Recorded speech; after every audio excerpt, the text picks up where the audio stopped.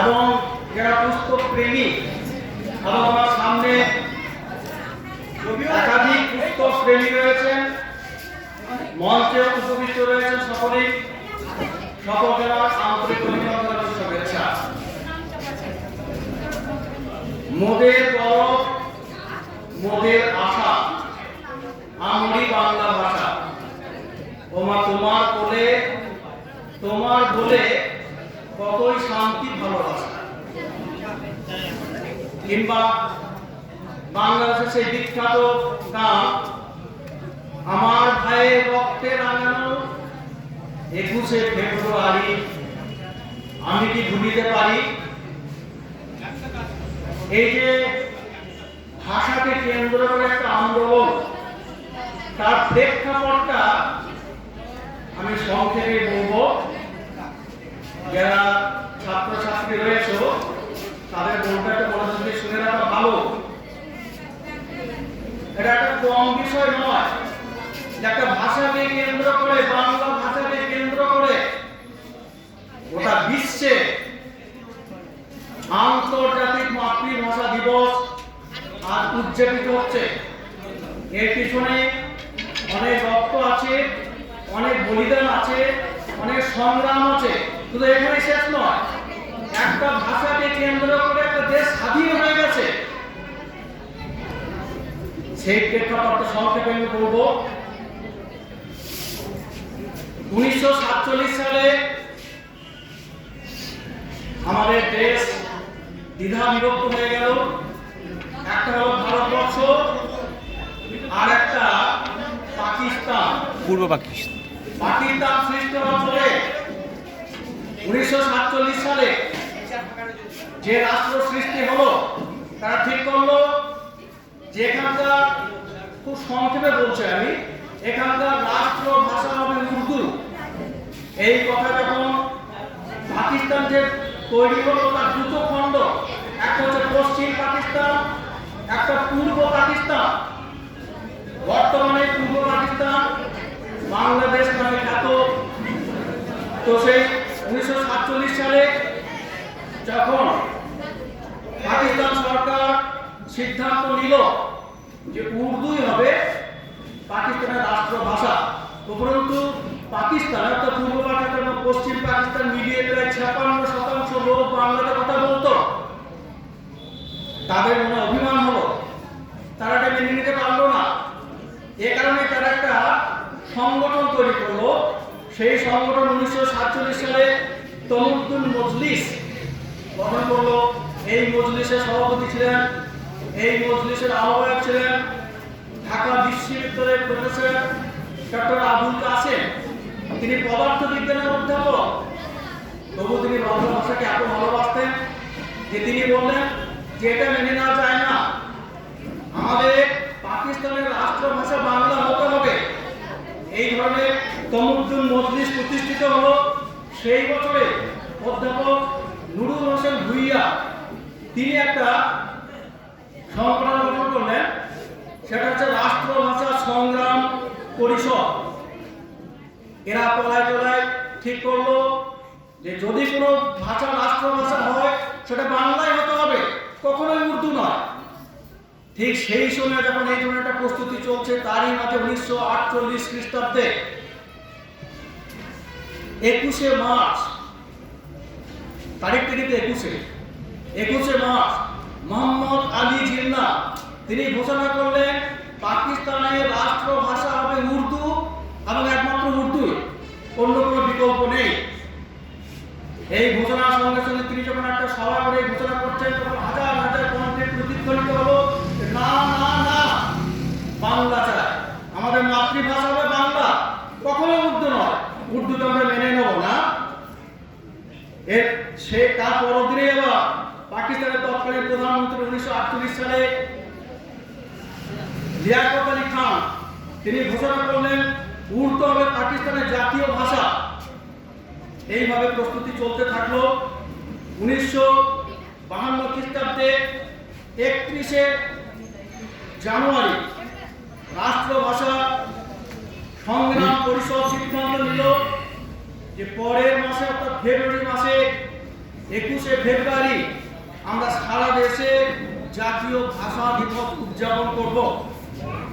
সেই কথা যখন পাকিস্তান সরকার জানতে পারলো, সেই সময় শাসক ছিলেন নুরুল আমিন, তিনি সঙ্গে সঙ্গে সেই রাত্রিতে অর্থাৎ 20 তারিখে 20শে ফেব্রুয়ারি রাত্রে তিনি ঘোষণা করলেন সারা দেশে 144 ধারা, যে কোথাও কিন্তু মিটিং মিছিল কোনো আন্দোলন কিছু চলবে না, হবে না, 144 ধারা জারি করলেন। কিন্তু সেই রাতেই ওই যে রাষ্ট্রভাষা সংগ্রাম পরিষদের যারা কর্মী ছিলেন তারা চারদিকে খবর দিল যে কোনো প্রকারে আমরা 21 তারিখে এক জায়গায় সমবেত হব এবং 144 ধারা অমান্য করব। দেখা গেল পরদিন ঢাকা বিশ্ববিদ্যালয়ে মেডিকেল কলেজের যে আমতলা, সেই আমতলায় চারদিক থেকে ছোট ছোট মিছিল আসতে শুরু করলো, বললো বাংলা ভাষা আমাদের চাই, বাংলা ভাষা রাষ্ট্রভাষা হবে, উর্দু আমরা মানি না, উর্দু আমরা জানি না, বাংলা আমাদের মায়ের ভাষা, প্রাণের ভাষা, কাজে বাংলাই হবে আমাদের রাষ্ট্রভাষা। চারদিক থেকে অসংখ্য ছাত্রছাত্রী ছোট ছোট দলে বিভক্ত হয়ে আসতে শুরু করলো আমতলায়। যখন আমতলায় এসে তারা সমাবেত হলো, তখন বিশাল একটা সমাবেশ হয়ে গেছে। সেইখানে রাজিউল তাদের সম্পাদক ছিলেন, তিনি ঘোষণা করলেন যে প্রয়োজনে আমরা কিন্তু 144 ধারা অমান্য করব, বাংলা ভাষাকে আমাদের রাষ্ট্রভাষা করতেই হবে।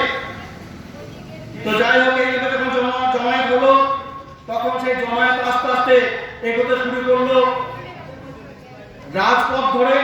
সেই সময় 144 ধারা অমান্য করার জন্য নুরুল আমিন সরকার তাদের বাধা দিল, বলল খবরদার তোমরা আইন অমান্য করবে না।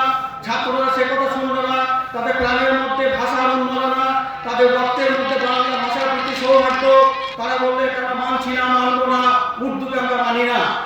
তারা এগিয়ে যেতে থাকলো, পুলিশ লাঠিচার্জ করলো, তাও তারা মানছে না, কাঁদানে গ্যাস ছুটছে, তাও তারা মানছে না, এগিয়ে চলতে শুরু করলো যে বাংলা ভাষা মাতৃভাষা, বাংলা ভাষা রাষ্ট্রভাষা। কয়েকটা ছাত্র ইট পাটকেলে ছুটে ছিল পুলিশের দিকে, সেই সময় পুলিশ নির্বিচারে গুলি চালায়। সেই গুলিতে সালাম, জাব্বার, বরকত, রফিক, শফিউ এটা শহীদ হয়ে গেল। আরো অনেকের নাম জানা যায়নি, তারা শহীদ হয়ে গেল। বুকে তাজা রক্ত ধারণ করে তারা বলল যে বাংলা ভাষাতেই আমরা কথা বলি, বাংলা ভাষাই আমাদের রাষ্ট্রভাষা। এইভাবে অনেকের বলিদানের মাধ্যমে গোটা দেশ থেকে উঠলো। যখন চারদিকে এই খবরটা রটে গেল যে 7-8 জন ঢাকা বিশ্ববিদ্যালয়ে ছাত্র মারা গেছে পুলিশের গুলিতে, সারা দেশ একদম নবজাগরণ হলো যে বাংলা ভাষায় আমরা চাই, অন্য ভাষা আমরা কোনো মতেই মানব না, উর্দু করা পারি না। আমাদের আনন্দের বিষয় যে এই যে শহীদ হয়েছিল তাদের মধ্যে বরকত, তার বাড়ি হচ্ছে এই বীরভূমে, তিনি ঢাকা বিশ্ববিদ্যালয়ে পড়াশোনা করতেন। তো এইভাবে শহীদের রক্তের বিনিময়ে গোটা দেশের নবজাগরণ ঘটলো, সমস্ত দেশের জনগণের মধ্যে একটা সেন্টিমেন্ট গ্রো করলো। বাংলা ভাষার প্রতি যেটুকু ভালোবাসা ছিল সেটা বহু গুণ 100 গুণ বেড়ে গেল, যে বাংলায় আমাদের চায়। আন্দোলন আরো বেড়ে গেল। পরদিনে 22 তারিখে 21শে ফেব্রুয়ারি হলো, 22 তারিখে ওইরকম একটা মিছিল চলছিল, ছাত্রদের মিছিল, ছোট ছোট বাচ্চাদের মিছিল। অবাক ব্যাপার, বিশ্বের মধ্যে একটা ইতিহাস, মাত্র 8 বছর বয়সী ক্লাস 3 একটা ছাত্র ওসিউল্লাহ, সে কিন্তু পুলিশের বিরুদ্ধে মারা গেল। এই কথা যখন ছড়িয়ে পড়লো, গোটা দেশ উত্তাল হয়ে গেছে। এই সরকার মানে এখান থেকে উৎখাত করবো, বাধ্য হয়ে নুরুল আমিন সরকার তার পরবর্তী অধিবেশন দেখে ঠিক করলো যে ঠিক আছে, বাংলাকে কিন্তু রাষ্ট্রভাষা হিসেবে মেনে নেওয়া হবে, সেই বিষয়ে প্রস্তাব গ্রহণ করলো। এবং ঢাকা বিশ্ববিদ্যালয়ের ছাত্ররা 23শে ফেব্রুয়ারি রাতারাতি এক রাতের মধ্যে একটা শহীদ মিনার গড়ে তুললো সালাম, জাব্বার, বরকত, রফিক, শফিউলের নামে, ওসিউল্লাহ নামে। কিন্তু নুরুল সরকার তার পরদিনেই পুলিশ দিয়ে সেই সমস্ত শহীদ সৌধকে ভেঙে ফেললো। এরপরে আন্দোলন চলতে শুরু করলো। এখন হয়তো গণপরিষদের স্বীকৃতি পেয়েছে যে বাংলা ভাষাকে বাংলাদেশের রাষ্ট্রভাষা তৈরি করা হবে, এবং এইভাবে যে আন্দোলন শুরু হলো সেটা পরবর্তীকালে মুক্তিযুদ্ধে পরিণত হলো। হাজার হাজার ছাত্র, হাজার হাজার কৃষক, শ্রমিক, মজদুর, তারা বললো যে শুধু ভাষাটা হলে হবে না, ওই পাকিস্তানের সরকারের তাবেদারি আমরা মানবো না, আমাদের উপরে ছড়ি হবে সেটা আমরা মানবো না।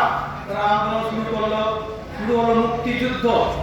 এটা চিন্তা করে দেখুন, একটা মাত্র ভাষাকে কেন্দ্র করে একটা দেশ স্বাধীন হয়ে গেল। এবং 1972 খ্রিস্টাব্দে ভারত সাহায্য করেছিল। 1972 খ্রিস্টাব্দে বিশ্বের মানচিত্রে আর একটা দেশ উদিত হলো, তার নাম হচ্ছে বাংলাদেশ। রূপসী বাংলাদেশ, নদীমাতৃক বাংলাদেশ, রূপের যেটা লাইকোশেষ, এইভাবে একটা দেশ স্বাধীন হলো, একটা দেশের উৎপত্তি হলো শুধুমাত্র বাংলা ভাষাকে কেন্দ্র করে। এবং সব থেকে বড় কথা, রাষ্ট্রসংঘের যে অধিবেশন, বিশ্বের সব দেশ তার মেম্বার, সেই অধিবেশনে বাংলাকে কেউ জানতো না, চিনত না, কিন্তু বঙ্গবন্ধু মুজিবুর রহমান তিনি কিন্তু বাংলায় ভাষণ দেন রাষ্ট্রসংঘে। এটা একটা ঐতিহাসিক ঘটনা হয়ে আছে। আন্দোলন সেখানে থামলো না, আস্তে আস্তে বিশ্বের বিভিন্ন প্রান্তে যেখানে যত বাংলাভাষী আছে তারা সেটাকে নিয়ে গর্জে উঠল যে বাংলাকে আরো মর্যাদা দিতে হবে।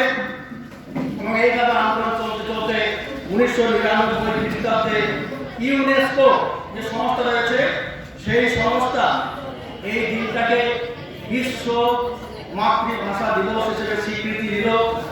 এবং বর্তমানে প্রায় 188টা দেশ নিজের নিজের মাতৃভাষা হিসেবে এই দিনটাকে পালন করে। তাহলে রফি কিংবা বর্ক কিংবা সফিও এদের রক্ত ব্যর্থ হয়নি, তাদের রক্তদানের বিনিময়ে কিন্তু বাংলা ভাষা জগৎ সভায় শ্রেষ্ঠ আসন নিয়েছে। শুধু বাংলা ভাষা বললে ভুল হবে, পৃথিবীতে যতগুলো ভাষা আছে প্রায় 7,000 রকমের ভাষা আছে, সেই সব ভাষায় কিন্তু আজকের দিনে নিজেদের মাতৃভাষা দিবস হিসেবে উদযাপন করছে। এটা কম গৌরবের নয়, কম সম্মানের নয়। তো এইভাবে কিন্তু ভাষা আন্দোলন গড়ে উঠলো এবং অনেক গান নাটক রচনা হলো। এবং এই গানটা সব থেকে বেশি জনপ্রিয় হয়েছিল যে আমার ভাইয়ের রক্তের আগামী 21শে ফেব্রুয়ারি আমি কি ভুলিতে পারি। অনেক ছাত্রছাত্রী আছে বা অনেকে রয়েছে, আপনারা শহর পরিক্রমা করে এখানে এসেছেন, ক্লান্ত হয়ে গেছেন, আমি আমার বক্তব্যকে বাড়াবো না। সব শেষে আমার নিজের একটা ভাষা দিবস সম্পর্কে একটা কবিতা আবৃত্তি নয়, পাঠ করছি। এটা ফেসবুকে মোহাম্মদুর রহমান এই প্রোফাইলে পাবে। এটা ফেসবুকে আমার 172 নম্বরের কবিতা।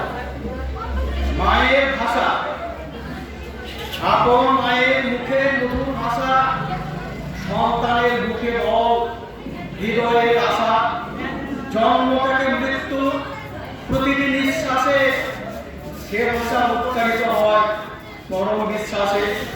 সে ভাষা ধরা থাকে প্রতিটি কোষের দিনে, সে ভাষা ধরাতে চায় কোন অর্বাচীনে। একটি ভাষা দিয়ে গড়ে ওঠা ভাষা আন্দোলন সারা দেশে মানুষের মনে আনে জাগরণ। একটি ভাষা জন্ম দিয়েছে একটি স্বাধীন দেশ, সারা বিশ্ব দেখিয়াছে বিস্ময়ের নির্নিমেষ। সালাম জাব্বা বরকত শফিউর রফিক, ভাষা আন্দোলনের কর্তারা সৈনিক। বাংলা ভাষাকে বুকে রক্ত ঢেলে বিশ্বের বুকে গরিমায় ধরেছে গেলে, ব্যর্থ হয়নি তাদের বুকে রক্তদান, জগৎ সভায় রবিয়াছে মহাসম্মান। ভাষা কেন্দ্রিক সেই স্বাধীন বাংলাদেশ বিশ্বব্যাপী ছড়িয়েছে আন্দোলনের দেশ। স্বীকৃতি পেয়েছে তাই 21শে ফেব্রুয়ারি বিশ্ব মাতৃভাষা দিবসে ঘোষণা হয়েছে জারি।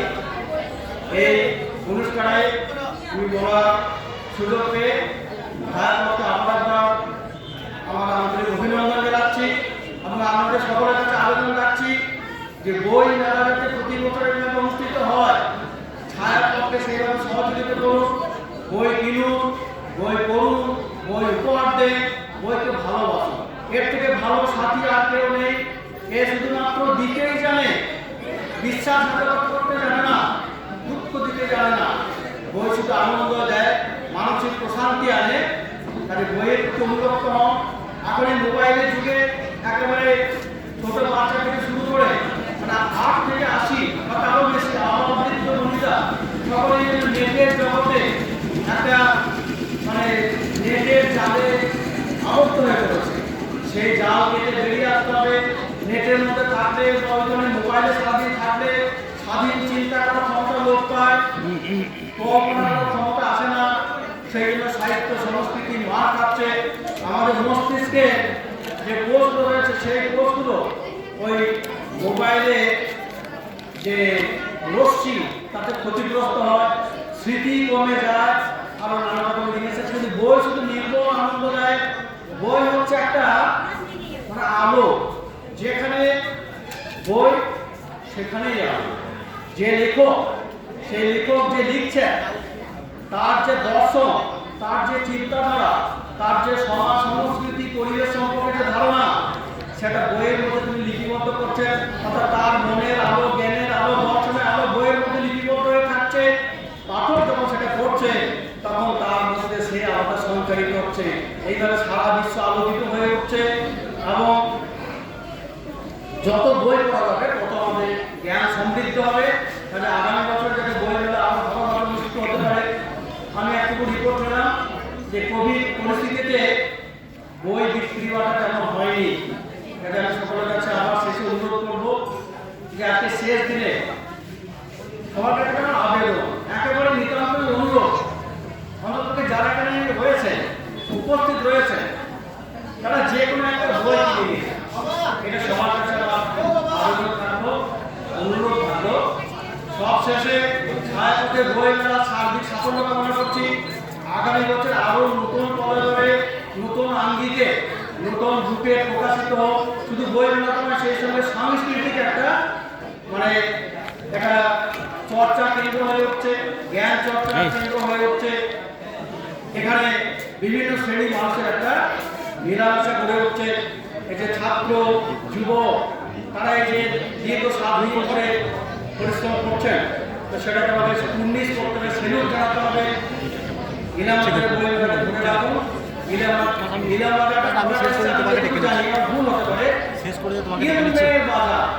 আমি কখন করছি বলতে শুরু করবো। ইলমের বাজার, সেই ইলমের বাজার থেকে ইলামবাজার এসছে, সেই ঐতিহ্যকে বজায় রাখুন। সকলকে আমার আন্তরিক অভিনন্দন জানিয়ে, নমস্কার জানিয়ে, ভালোবাসা জানিয়ে, বয়স্ক যারা বয়োজ্যেষ্ঠ যারা শ্রদ্ধা জানিয়ে আমার বক্তব্য রেখেছি। বলো বলো তুমি বলো। অসংখ্য ধন্যবাদ মাস্টারমশাইকে। উনি আমার সম্পর্কে বাবা, আমি ওনারই ছেলে। যাই হোক, বই নিয়ে যে বিষয় আলোচনা হলো বা যে বিষয় বক্তব্য হলো তোমরা শুনলে বা আপনারা শুনলেন। এরপরে একটু মিষ্টিমুখ চলছে, মিষ্টিমুখ করে নিন, তারপরে শুরু হবে আমাদের কাজ। তার আগে সেই মিষ্টিমুখ করতে করতেই করে দু এক কথা বলবে। আরেকটি বিশেষ ঘটনা, আমাদের একটা স্কুটির চাবি হারিয়ে গেছে। যদি কেউ পেয়ে থাকো আমাদেরকে দিও। বুদ্ধর কাছে একটা স্কুটির চাবি রয়েছে, সেটা যদি হয় সেটা দেখে নাও।